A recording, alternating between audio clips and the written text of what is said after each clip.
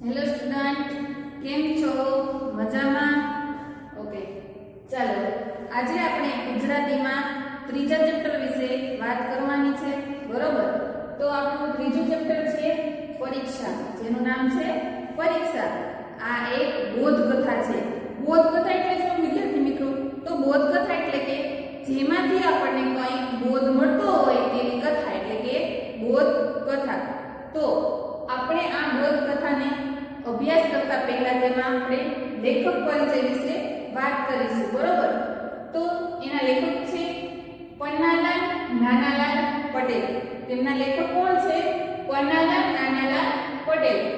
તેમનો જન્મ રાજસ્થાનના માંડવી ગામમાં એમનો જન્મ થયો છે.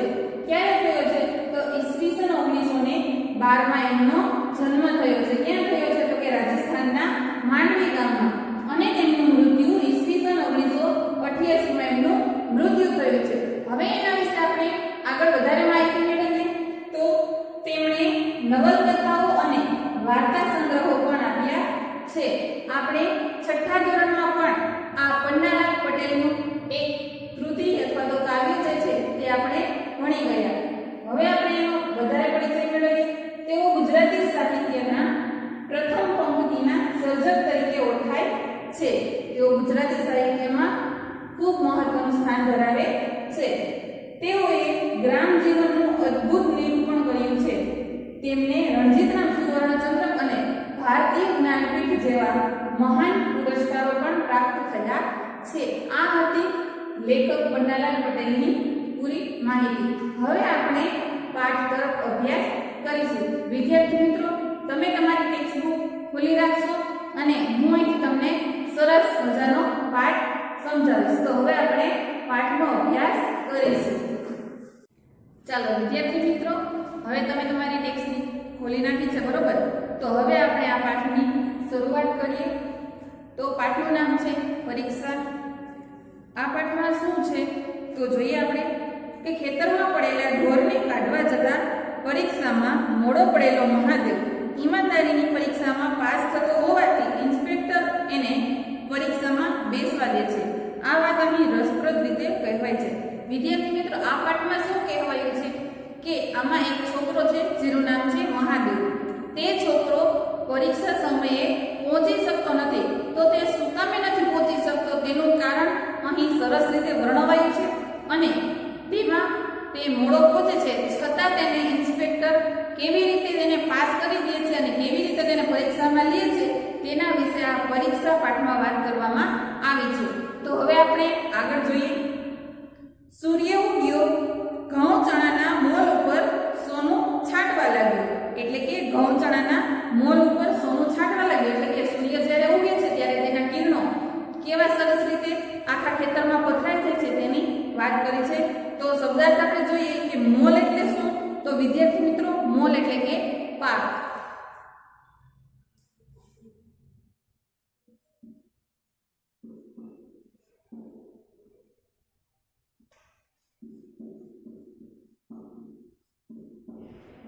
મોલ એટલે થશે પાક. વસંતનો વાયરો મોલ ઉપરનું સોનું સાંભળવા માંડ્યો. વસંતનો વાયરો, વાયરો એટલે કે પવન.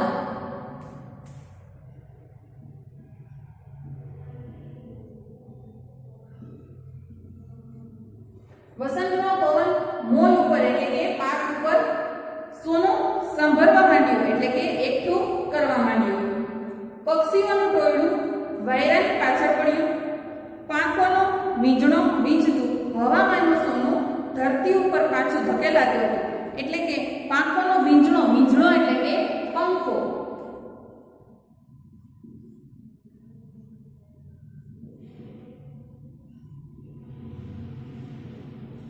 સરસ મજાનો પવન આવી રહ્યો છે અને પક્ષીઓનું ટોળું પણ આમથી તેમ જાય છે.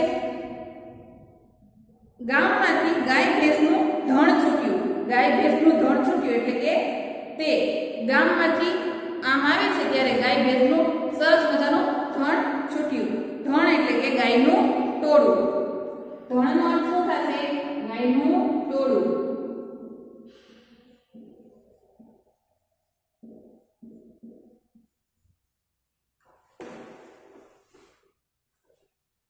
તકતી ઉપર વેરાયેલું સોનું મોઢે મોઢે ફંફોડતું જતું ખાતું હતું. શાળાએ જવા છોકરા હાલ્યા. સવાર પડે છે એટલે સૂર્ય આખા ખેતર ઉપર પ્રકાશ પાથરે છે. પછી ગાયો અને ભેંસનું ટોળું આવે છે. ત્યાર પછી શું થાય છે તો પક્ષીઓ પણ આકાશમાં આમ તેમ ઉડવા લાગે છે.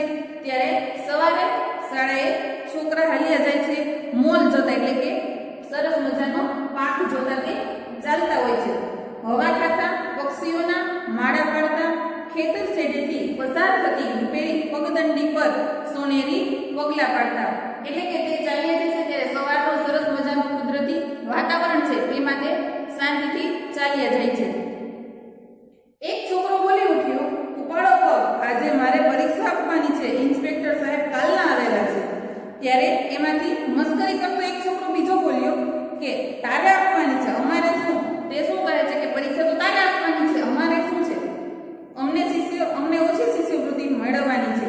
ત્રીજો ટાપસી પૂરે છે, એટલે કે 3-4 છોકરાઓ ચાલ્યા જાય છે તેમાં એક એવું બોલે છે કે ઉપાડો પગ, જલ્દી ચાલો, આજે તમારે પરીક્ષા આપવાની છે. ત્યારે બીજો છોકરો શું કહે છે કે પરીક્ષા તો તારે આપવાની છે, અમારે શું? તો ત્રીજો છોકરો એવું બોલે છે અમને ઓછી શિષ્યવૃત્તિ મેળવવાની છે. શિષ્યવૃત્તિ એટલે કે તેજસ્વી વિદ્યાર્થીઓને જે આર્થિક રકમ મળતી હોય છે એને શિષ્યવૃત્તિ કહેવાય છે. તો શિષ્યવૃત્તિનો અર્થ આપણે જોઈએ.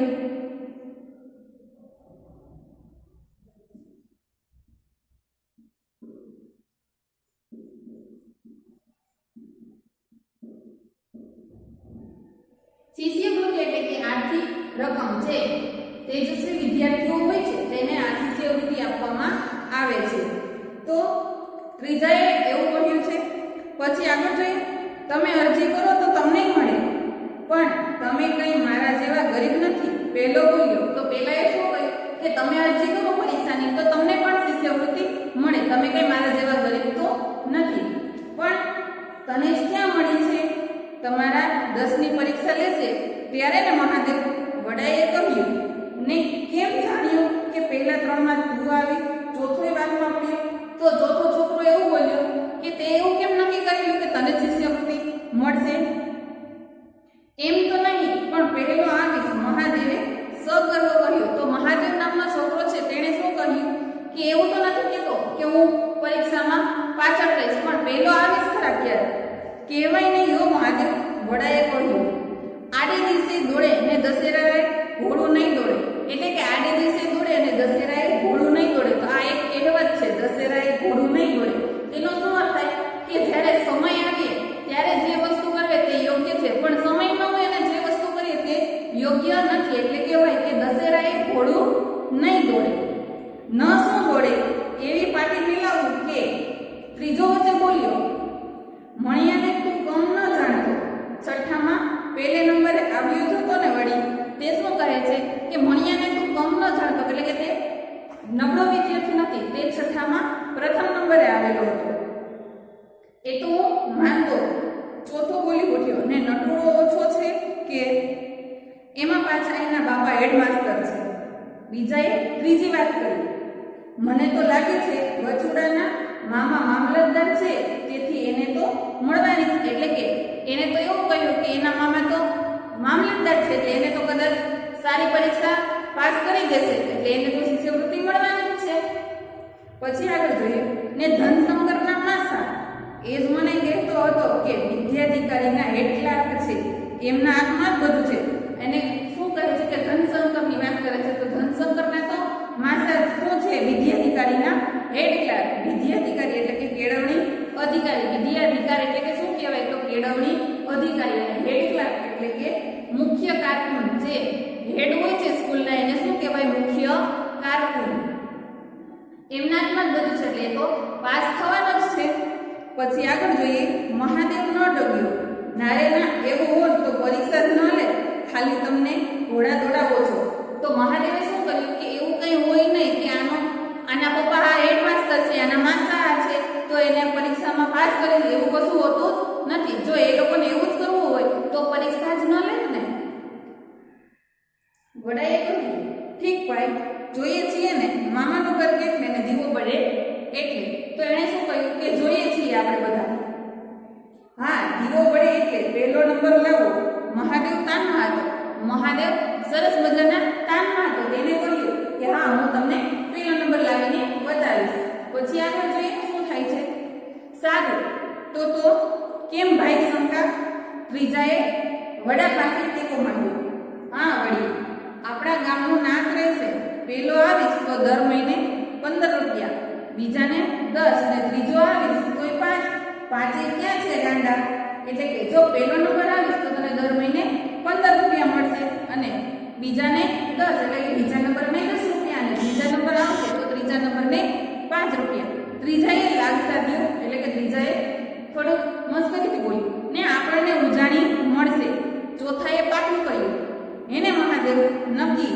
જાઓ. મહાદેવ મંજૂર થયો. મહાદેવ કહ્યું કઈ વાંધો નહીં. આ રીતે આ ચારેય છોકરા જીભના ઝપાટા મારે છે અને ચાલી રહ્યા છે. એટલે કે આમ ચારે વાતો કરતા કરતા જાય છે. અડકે પડકે લડી રહેલી ઊંબીઓને પસવારતા જાય છે. ઊંબીઓ એટલે કે ઘઉં.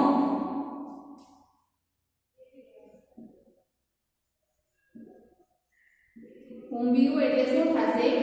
ઘઉં. પછી છે પસવારતા એટલે કે પંપાળતા એને હાથ ફેરવતા જાય છે.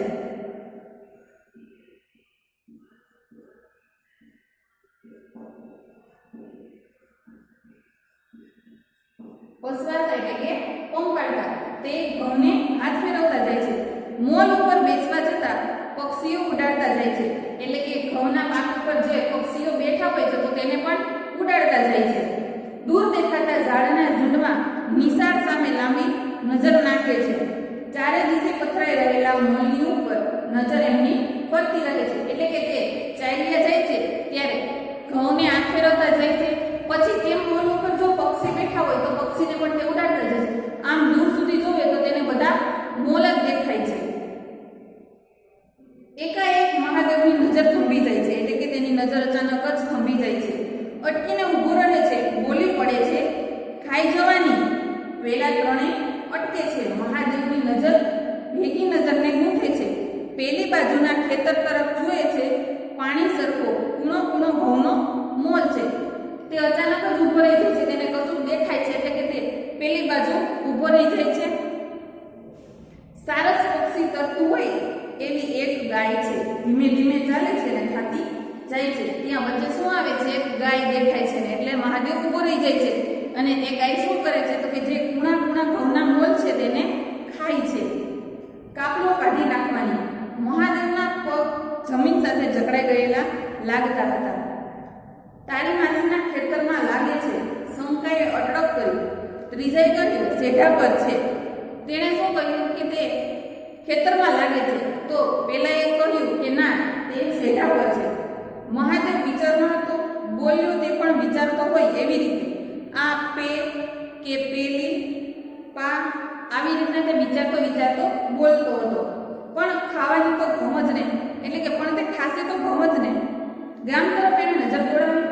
દૂર કોઈ માણસને જોયું. બૂમ પાડીને કહેવા લાગ્યું એ મારી માસીને ત્યાં કહેજો કે ગાય વળી થયું ક્યારે આવશે ને ક્યારે હાંકશે.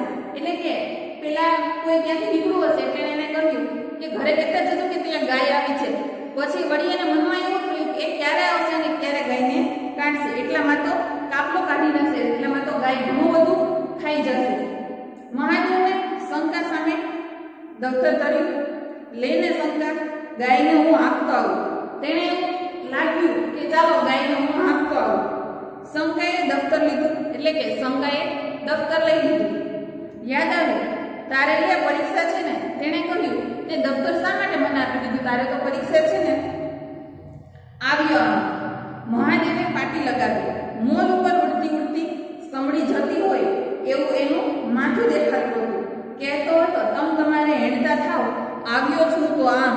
એટલે કે તમે ચાલતા થાવ હું તો હમણાં પહોંચી જઈશ. હરાયું ચલેલી ગાય મસ્તાન હોય એમાં નવાઈસી હરાયું ચલેલી ગાય એટલે કે રખડતી ભટકતી ગાય છે તે અહીં આવેલી છે. તો હરાયું એટલે શું થશે? હરાયું એટલે કે રખડતું.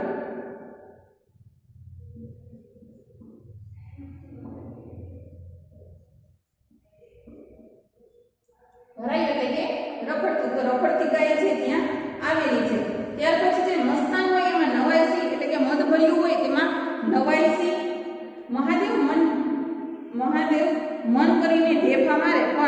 ચરબી ભરી ગાયને તો લાડના લટકા હતા, એટલે કે મહાદેવ તો મન ભરીને ઢેફા મારી રહ્યો હતો. ઢેફા એટલે કે સૂકી માટીના જે ગામડા હોય છે તેને શું કહેવાય? ઢેફા. તમે ખેતરમાં જોતા હશો કે સૂકી માટીના મોટા મોટા પથ્થર જેવું હોય છે, પણ તેને અડો તો તે તરત જ ભાંગી જાય છે, એને કહેવાય ઢેફા.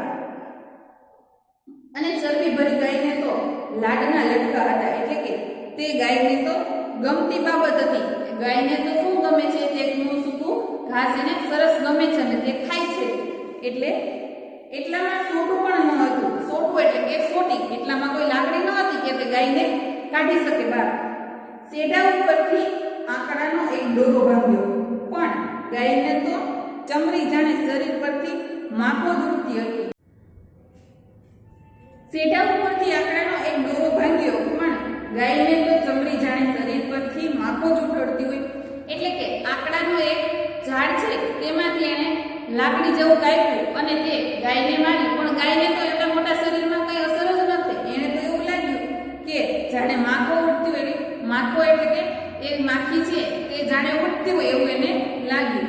માંડ માંડ માસીનું ખેતર વટાવ્યું તો બીજું પાછું કાકાનું આવ્યું. કાકા ખારીલા હતા, એટલે કે ઈર્ષાળુ. ખારીલા એટલે કે ઈર્ષાળુ.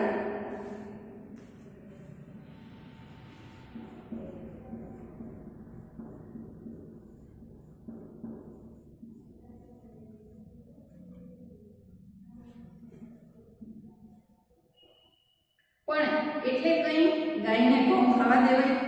શું કહે છે કે કાકા ભલે ને ઈર્ષાળુ રહ્યા તો શું કઈ ગાયને ઘઉં ખાવા દેવાય, મોજ ખાવા દેવાય ને?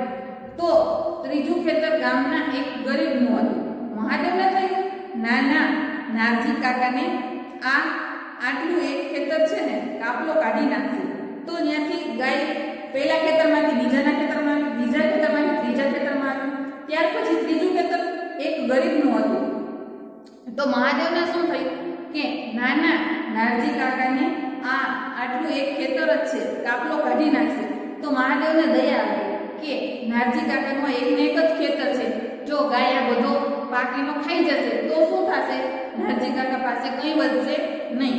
હવે આગળ જોઈ શું થાય છે ને વળી ગાયને આગળ હાંકી મહાદેવના અધીરાઈને અકડામણ વધવા લાગ્યું. એક લાકડું હાથમાં આવતા ગાયને ઝૂંડવા માંડ્યું. તેના હાથમાં એક લાકડું આવી ગયું છે. પછી તે ગાયને બહાર કાઢે છે. ગાયે મારવાનો ઈરાદો હોય એ રીતે મહાદેવ સામે જોયું, પણ છોકરો એને મારવા સરખો ન લાગ્યો, એટલે પછી આડા આવડે દોડવા માંડ્યો. નારજી કાકાનું ખેતર પૂરું થયું. મહાદેવને થયું જાઓ, પણ શંકાનું જ એક ખેતર હતું, એને થશે મારા જ ખેતરમાં મૂકી આવું. હવે નારજી કાકાનું ખેતર પૂરું થતા પછી કોનું ખેતર આવે છે? શંકાનું. શંકો પણ તો કે મહાદેવની સાથે જે છે, જે સાથે ચાલી જાય છે તેમાં એકનું નામ શંકા છે, એટલે કે તો હવે એનું ખેતર આવ્યું. જો નારજી કાકાના ખેતરમાંથી શંકાના ખેતરમાં જાય છે તો વળી શંકાને એમ થશે કે આને એટલા ખેતરમાંથી કાઢી અને હવે મારા ખેતરમાં નાખી ગાયને. મહાદેવની અકળામણનો પાર ન હતો. શાળા તરફ જઈ રહેલા છોકરાના હવે માથા પણ ન હતા દેખાતા, એટલે કે શાળા તરફ જે બીજા છોકરા જઈ રહ્યા હતા તેના તો માથા પણ નતા દેખાતા. હવે એટલા ઊંચા ઊંચા મોલ હતા. મહાદેવે ઢીલા પડતા મને મજબૂત કર્યું. આટલું ખેતર કાઢીને મેલીશ ને પાટી કે ત્યાં તો પોતાના જ ખેતરમાં ગાય બેઠી. ત્યાંથી ગાય ક્યાં વહી ગઈ? તો કે પોતાના જ ખેતરમાં, મહાદેવના જ ખેતરમાં વહી ગઈ. મહાદેવની મૂંઝવણ હવે માથા મૂકી. તેની મૂંઝવણ હવે વધતી ગઈ છે. એની ગતિ ગામ તરફ પાછી હતી ને સૂરજની ગતિ શાળા તરફ વધતી જતી હતી. તેની ગતિ ગામ તરફ હતી, એટલે કે ગાયને જલ્દી હું કાઢી લઉં. અકળામણમાં રડવા સરખો થઈ ગયો. ગાયને ભણતો ગયો, મારતો ગયો અને પડીને પાછું જોતો ગયો. પછી શું થાય છે? પણ પોતાનો સેઢો વટાવ્યો ત્યાં જ એનો ગભરું જીવ રડી પડ્યો. ગભરું જીવ એટલે કે નિર્દોષ.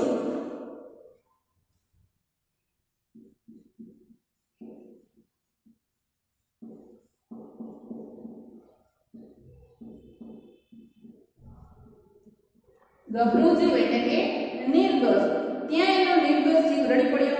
આ તો પેલા ખુસલમાનું ખેતર આવ્યું.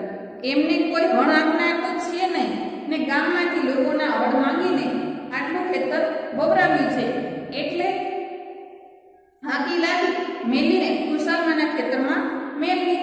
તો હવે ક્યાં જાય છે? તો કે ખુશાલમાના ખેતરમાં જાય છે. ખુશાલમા પાસે તો કશું છે નહીં, એ ગામના કોકનું હળ માગે છે ને હળ મગી અને પછી તે પોતાના ખેતરમાં વાપરે છે. તો તેના ખેતરમાં કેમ મેળવી ગાયને?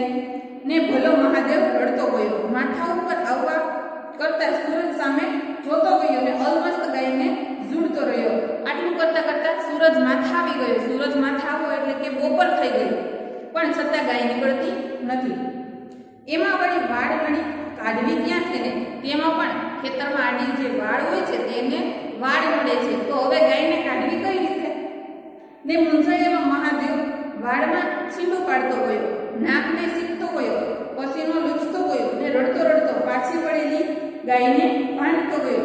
તે રડતો ગયો અને ગાયને પાછો કાઢતો ગયો. એ પાછી ક્યાં જાય છે? અહીં છીંડામાં બંને દોડી મહાદેવને ગાય વાળી છીંડા વાટે બહાર કાઢી. એ અજબ ગજબની મુક્તિ અનુભવવા મહાદેવે જમણા હાથમાંથી છૂટ્યો હોય એ રીતે શાળા તરફ એવી રીતે મુઠ્ઠીઓ વાળી.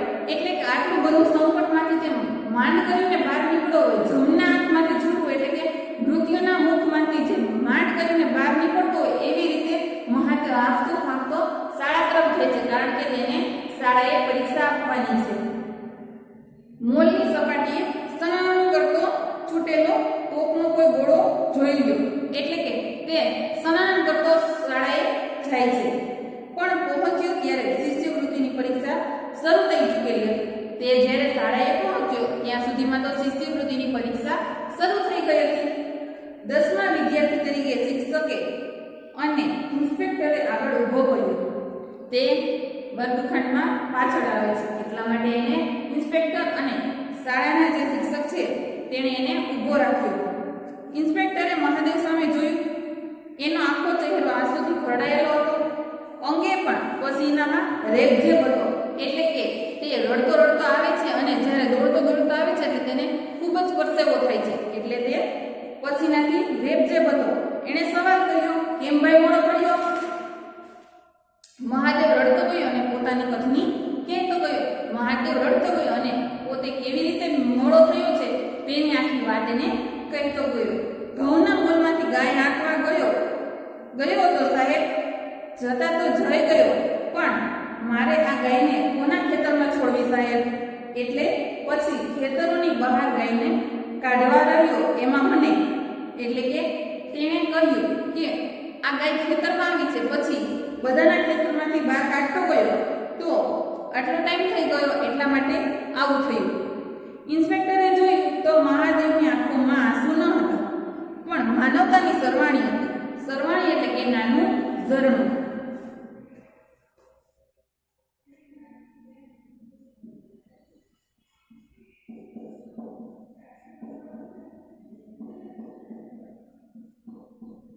તેનામાં એક સારી એવી માનવતા હોય એવું એને લાગ્યું ઇન્સ્પેક્ટરને.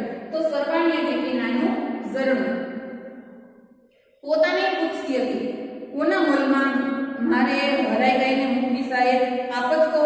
એટલે મહાદેવ ઇન્સ્પેક્ટરને કહે છે કે કોના મોલમાં મારે હરાઈ ગાયને મૂકવી? હરાઈ ગાય એટલે કે જે રખડતી ભટકતી ગાય છે તેને મારે કોના મોલમાં મૂકવી, કોના ખેતરમાં મૂકવા જવી, તમે જ કહો. ને જાણે ઇન્સ્પેક્ટર પોતાના મનની વાત પડ્યા પાસ છે જા. તો ઇન્સ્પેક્ટર પોતાનામાં જ એટલે કે ઇન્સ્પેક્ટર પોતે મનમાં વિચારતા હતા કે નહીં, આ છોકરાએ સારું કામ કરેલું છે, સાચું કામ કરેલું છે, એટલે આ છોકરો પાસ જ છે. ખ્યાલ આવતા શિક્ષકે હુકમ કર્યો, આપો એને પેપર. તો તેણે પેપર માટે રજા આપી અને તેને પરીક્ષા ખંડમાં જવા દીધો. મહાદેવના આંસુ આનંદમાં ફેરવાઈ ગયા. મહાદેવને તો એમ જ હતું કે હવે હું વર્ગખંડમાં મોડો પહોંચીશ તો મને કોઈ પરીક્ષા આપવા દેશે નહીં, પરંતુ ઇન્સ્પેક્ટરે તેને કહ્યું કે આપો આને પેપર. એટલા માટે તે વર્ગખંડમાં જાય છે અને પેપર ભરે છે. તો તે પોતાના આંસુ તો આનંદમાં ફેરવાઈ ગયા. તેને આનંદ થાય છે કે મને પરીક્ષામાં બેસવા દીધો.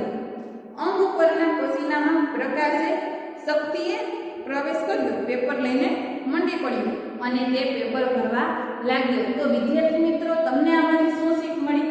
કે આપણે કોઈ પણ કામ કરીએ તો તે સારું કામ કરવું જોઈએ અને મહાદેવની જેમ જ સારી રીતે મહેનત કરવી જોઈએ અને આવી રીતના કોઈને કંઈ થતું હોય કે કોઈનું કંઈ નુકસાન થતું હોય તો તે નુકસાન થવા દેવું જોઈએ નહીં. તેમનો ફાયદો થાય તેવું આપણે કામ કરવું જોઈએ અને તે મહાદેવ પણ પોતાના જ સમયે પરીક્ષામાં પહોંચી જાય છે અને સારી રીતે પરીક્ષા આપે છે. તો વિદ્યાર્થી મિત્રો, તમને આ પરીક્ષા નામનો જે પાઠ છે તે સારી રીતે સમજાઈ ગયો હશે. ઓકે, ચાલો વિદ્યાર્થી મિત્રો, હવે તમારે હોમવર્કમાં આ પાઠમાં પાછળ અભ્યાસ આપેલો છે, બરોબર? અભ્યાસ આપેલો છે તેમાં પ્રશ્ન 1, 2 અને 3 આપેલા છે તે તમારે હોમવર્કમાં કરવાના છે. Okay, thank you.